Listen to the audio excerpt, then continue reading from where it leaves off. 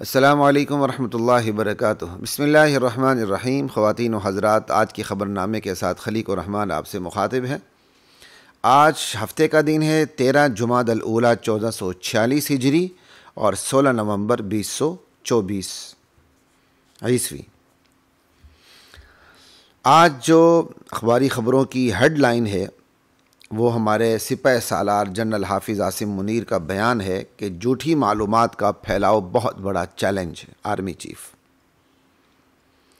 Technology نے جہاں معلومات کے پھیلاؤ میں اہم کردار ادا کیا ہے، وہاں گمراہ کن اور غلط معلومات کا پھیلاؤ ایک اہم چیلنج بن چکا ہے۔ یہ ہمارے سپہ سالار کہہ رہے ہیں اور بالکل درست کہہ رہے ہیں۔ یہی ہم شروع سے روتے آ رہے ہیں کہ بھائی ٹھیک ہے، ذرائع ابلاغ کی ترقی بہت عروج پہ پہنچ چکی ہے، لیکن اس کے اندر جھوٹی معلومات کا پھیلاؤ بھی اسی حوالے سے ترقی کر چکا ہے، جبکہ قرآن کریم اس پر شروع دن سے پابندی لگاتا ہے کہ جھوٹی معلومات کا پھیلاؤ نہیں ہونا چاہیے۔ لیکن ہماری مصیبت یہ ہے کہ جب ہماری اپنی ذات پر، اپنی ریاست پر، اپنی وجاہت پر چوٹ پڑتی ہے تو پھر ہمیں خیال آتا ہے، اور لیکن دین پر اس کی چوٹ پڑ رہی ہوتی ہے تو سماج بھول جاتا ہے کہ دین پر بھی کوئی چوٹ پڑتی ہے۔ معاشرے کو جب خود معاشرے پر چوٹ پڑتی ہے تو معاشرے میں سے کچھ حساس لوگ چوکنا ہو جاتے ہیں، لیکن اس کی جب چوٹ دین پہ پڑ رہی ہوتی ہے تو بہت کم لوگ ہوتے ہیں جنہیں احساس ہو رہا ہوتا ہے۔ ان جھوٹی معلومات کے پھیلاؤ نے دین کا چہرہ مسخ کرنے کی کوشش کی ہے لوگوں کی نظروں میں۔ جھوٹی احادیث، جھوٹی تاریخ اور نبی علیہ السلام کی جماعت صحابہ پر بہتان ان جھوٹی معلومات کے ذریعے۔ بہرحال جھوٹی معلومات اب دنیا میں بھی بہت زیادہ عام ہو چکی ہیں، اور ترقی کے اس دور میں ترقی کے ناجائز استعمال سے خود اب دنیا پریشان ہو چکی ہے۔ اس کا کیا کیا جائے؟ لا الہ الا اللہ۔ اور اگلی بات جو ہمارے آرمی چیف کہہ رہے ہیں، وہ کہہ رہے ہیں کہ قواعد و ضوابط کے بغیر آزادی اظہار رائے تمام معاشروں میں اخلاقی قدروں کی تنزلی کا باعث بن رہی ہے۔ یہ تنزلی ویسے ہی غلط استعمال ہوتا ہے اردو کے اندر، یہ تنزل لفظ ہے، عربی میں اس کو اسی حوالے سے استعمال ہونا چاہیے، یعنی قواعد و ضوابط کے بغیر آزادی اظہار رائے اخلاقی قدروں کے تنزل کا باعث ہے۔ اور بالکل بات ٹھیک ہے، یہی فریڈم آف اوپینین، نام نہاد فریڈم آف اوپینین، اس نے وہ قہر ڈھائے ہیں کہ اسی ضابطے کے بل بوتے پر نبی علیہ السلام کی توہین ہوتی ہے، اسی ضابطے کے بل بوتے پر میرا جسم میرا مرضی پروموٹ ہوتا ہے، اسی ضابطے کے بل بوتے پر آج کی نوجوان نسل میڈیا کے سامنے آتی ہے، اور بچپن میں ہونے والی جو واردات ہوتی ہے اپنے ساتھ وہ میڈیا پہ سر عام بیان کرتی ہے اور رشتوں کے تقدس کو بھی پامال کرتی ہے، لیکن اس پر ریاست کان نہیں دھرتی۔ محض آزادی اظہار رائے، اس کی کوئی حیثیت نہیں ہے، اور ریاست کو اس حوالے سے چوکنا ہونا چاہیے، صرف بیان پر گزارا نہیں کرنا چاہیے۔ آگے چلتے ہیں جی۔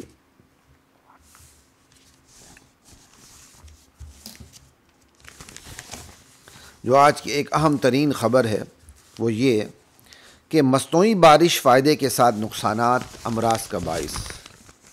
لوگ خوش نہ ہوں کہ مصنوعی بارش ہوگی تو کام چل جائے گا۔ مصنوعی بارش کے حوالے سے ایک ماہر کی جو تحقیق ہے وہ آج اخبار کی زینت بنی ہوئی ہے کہ شدید حبس اور گرمی بڑھ سکتی ہے، کیمیائی مادوں کے باعث پانی انسانی صحت کے لیے مضر، ایڈز، ملیریا، کینسر جیسے مہلک امراض جنم لے سکتے ہیں۔ اللہ اکبر۔ ماہرین کا کہنا ہے کہ مصنوعی بارش جہاں فائدے کا باعث ہے وہیں اس کے نقصانات بھی ہیں۔ پہلی بات تو یہ ہے کہ بادلوں کو برسایا تو جا سکتا ہے لیکن وہ اپنی مرضی سے ہی رکیں گے۔ کتنی خطرناک بات ہے۔ آگے چلتے ہیں۔ دوسرے، اس سے ماحول پر غیر فطری دباؤ بڑھ جاتا ہے، شدید حبس اور گرمی بڑھ سکتی ہے، چونکہ اس بارش کے پانی میں کیمیائی مادے شامل ہوتے ہیں، اس لیے یہ پانی انسانی صحت کے لیے نقصان دہ بھی ثابت ہو سکتا ہے۔ ماحولیات کے ماہرین کے مطابق مصنوعی بارش برسانے کے عمل میں بہت سے کیمیکلز استعمال ہوتے ہیں، جن میں کاربن ڈائی oxide, calcium chloride, potassium chloride, sodium hydro oxide, aluminium oxide اور زنک شامل ہیں۔ تاہم ان میں سب سے زیادہ مہلک سلور آیوڈائڈ ہے۔ تنزانی میں پانی اور انسانی مسائل پر تحقیق کرنے والی ڈاکٹر وکٹوریا نگومو ڈاکٹر وکٹوریا کا کہنا ہے کہ مصنوعی بارش سے بہت سی بیماریاں جنم لیتی ہیں، جن میں ایڈز، ملیریا، کینسر جیسے مہلک امراض شامل ہیں۔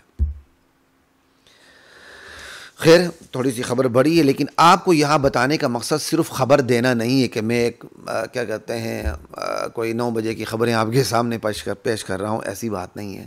یہاں صرف بات یہی ہے کہ آپ کے سامنے ایک بات کو رکھنی ہے، خدا کا ایک فطری نظام ہے۔ اللہ تعالیٰ نے اس قانون، جو اللہ تعالیٰ کی یہ کائنات ہے، اللہ تعالیٰ کی تکوینی قواعد و ضوابط کی پابند ہے، اس کے مطابق قدرتی طور پر یہ کام کرتی رہتی ہے۔ اس پر جب ہم ہاتھ ڈالنے کی کوشش کرتے ہیں، خدائی منصوبہ بندی میں ہاتھ ڈالنے کی کوشش کرتے ہیں، تو اس کے نتائج کبھی بھی اچھے برآمد نہیں ہوتے ہیں۔ جیسے فیملی پلاننگ ہے، اللہ تعالیٰ کا اپنا ایک طریقہ کار ہے کہ کس خاندان کو کتنا آباد رکھنا ہے، کتنے کم کسی کو بچے دینے، کس کو زیادہ دینے، ہوگا وہی جو اللہ چاہے گا۔ لیکن جب بندے نے خاندانی منصوبہ بندی میں ہاتھ ڈالنے کی کوشش کی جو صرف اللہ کی خصوصیت تھی، تو پھر ہوا کیا؟ جن ممالک نے خاندانی منصوبہ بندی کی، آج وہ ممالک آبادی کے لیے ترس رہے ہیں، اور ان ممالک میں غالباً مرد اور عورت کی آبادی کی ریشو میں خطرناک حد تک فرق آ گیا، جہاں تک میری معلومات ہیں یا جو مجھے یاد آ رہا ہے۔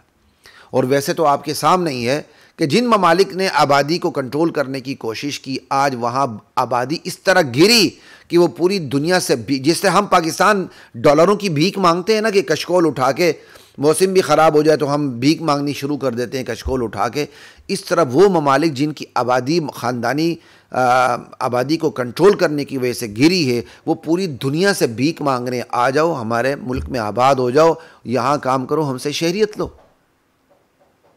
بس اسی کو یہی سمجھے، مصنوعی بارش کی کوئی ہم خلاف نہیں ہے، سائنس کے خلاف نہیں ہے، لیکن آپ کو صرف اتنا بتانا مقصود ہے کہ اگر آپ نے شروع دن سے اللہ اور اس کے رسول کے قوانین پہ عمل کیا ہوتا، اس ملک میں کتاب و سنت کا راج ہوتا، اور اس ملک میں سود کا خاتمہ ہوتا، اس ملک کے اندر معاشی اور معاشرتی اقدار کا خیال رکھا جاتا، تو آج فوگ اور سموگ کی صورت میں، دیگر بیماریوں کی صورت میں، حادثات کی صورت میں، ملک کی بدحالی کی صورت میں جو صورتحال ہو چکی ہے وہ ہم کبھی بھی نہ دیکھتے۔ یہی صورتحال اس وقت مصنوعی بارشیں برسانے کی ہے۔ ہم میں سے کچھ لوگ مطمئن ہو جاتے ہیں، چلیں جی مصنوعی بارش برس جائے گی، لیکن ماہرین کہتے ہیں کہ مصنوعی بارش کے نقصانات اتنے زیادہ ہیں کہ آپ انہیں کنٹرول نہیں کر سکتے۔ کہاں جائیں ہم؟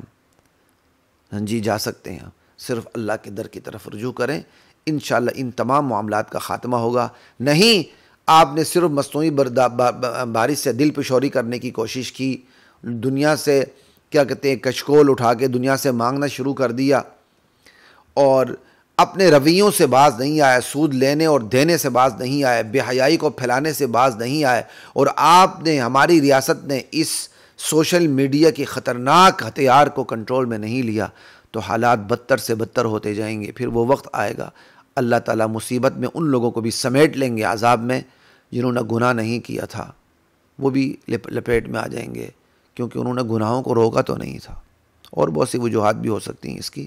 آج کے خبر نامے کے لیے اتنی ہی بات کافی ہے۔ السلام علیکم ورحمۃ اللہ وبرکاتہ۔